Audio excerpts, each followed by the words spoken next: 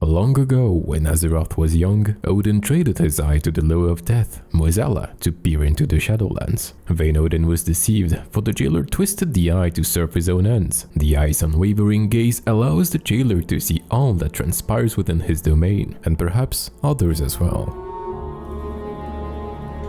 I'm Fintusius and welcome to my normal and heroic Eye of the Jailer guide. If you're interested in other languages, don't forget to enable the subtitle feature and pick the one you're after in the YouTube video.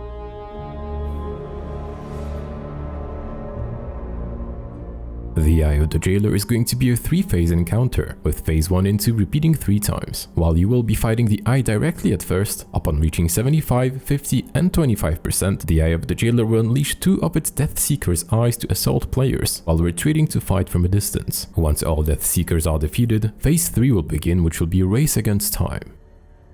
In this encounter, you'll gain the ability to grapple hook across platforms once you stand near one of the 2 designated spots, which is a nice touch hailing from Odin's Stormheim. This will help you deal with a specific mechanic later on.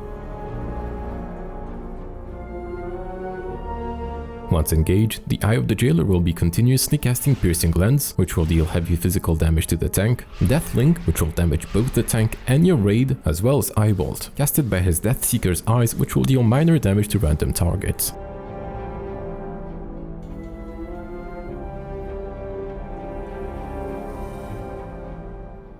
The Eye of the Jailer will also cast Fracture Soul, which will send a surge of soul energy at the feet of random players that you should be moving out from. If you, however, happen to get hit, you'll get debuffed with Fractured Soul for 30 seconds, which will deal damage over time to you, reduce your damage and healing done by 30%, as well as movement speed by 20%, and those effects can stack. You can, however, remove stacks of this debuff by simply walking over your Fractured Soul fragments, which will look like big, ghostly apparitions of yourself.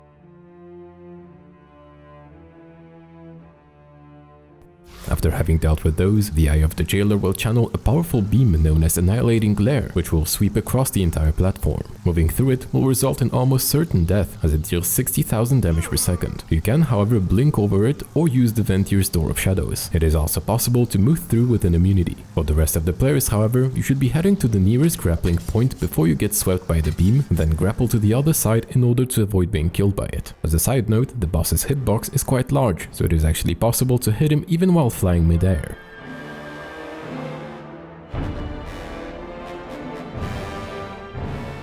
This is the entire phase 1 on normal. The heroic difficulty, however, will add Stygian Abductors. What they'll be doing is casting an ability known as Dragging Chains at a random player, which you'll need to get soaked by as many players as possible, as after the ability hits, the Abductor will try to pull all targets hit off the platform. However, the force of this effect is reduced by the number of players being chained, and after running back for 6 seconds, the Abductor will get pulled from the skies. At that point, he will need to get cleaved down and tanked, as he'll be casting a Siling Lance on the tank, which is a stackable bleed debuff that lasts for 10 seconds. So make sure those stacks get managed by tanks, knowing that the boss does not have a tank swap mechanic.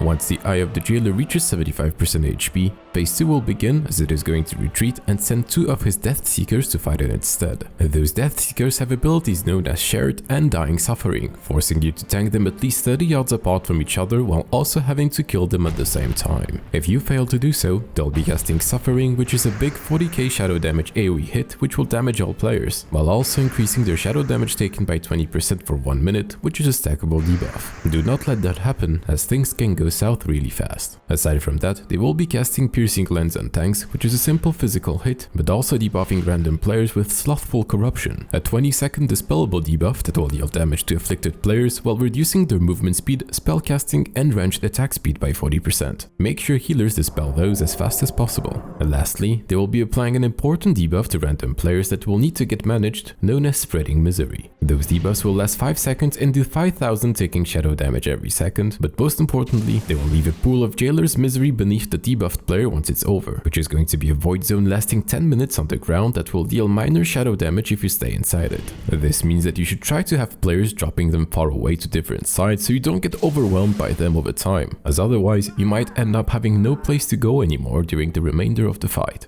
Since stepping into a Jailer's Misery pool doesn't do that much damage in a short amount of time, what I would recommend is to have debuffed players enter a Jailer's Misery pool created by others when their Spreading Misery debuff is about to expire. By doing so, you'll be stacking those pools on top of each other, thus greatly improving your platform space management. While you will be fighting those Death Seekers, preferably divided into 2 even groups of players, the Eye of the Jailer will be using 3 abilities from afar. Titanic Death Gaze is going to be a big blast of shadow damage that will hit all players in your raid. Desolation Beam is going to be a move out of the group type of zone and explosion. And lastly, the Surge of Souls phase 1 ability will keep being casted, which will need to get dodged by players so that they don't have to go around finding their soul fragments in order to remove their debuffs.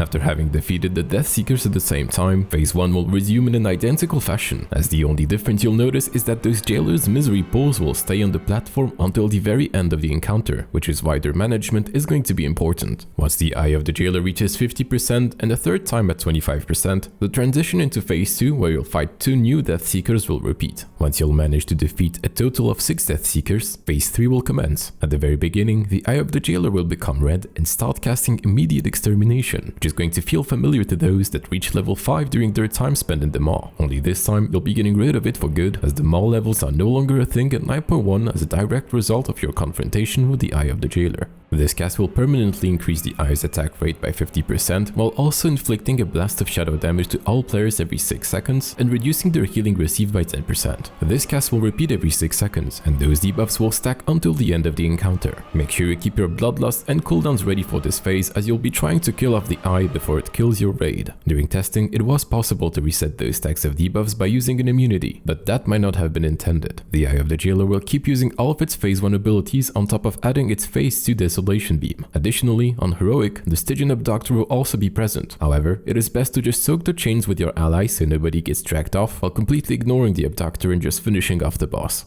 If you want to check out additional tips and raid notes, you can find out more in my Discord, as I'll have a pinned section for boss talks. This was my Eye of the Jailer boss guide. If you enjoyed it, feel free to hit the like button, and if you decide to subscribe, I'll see you hopefully in the next one. Goodbye.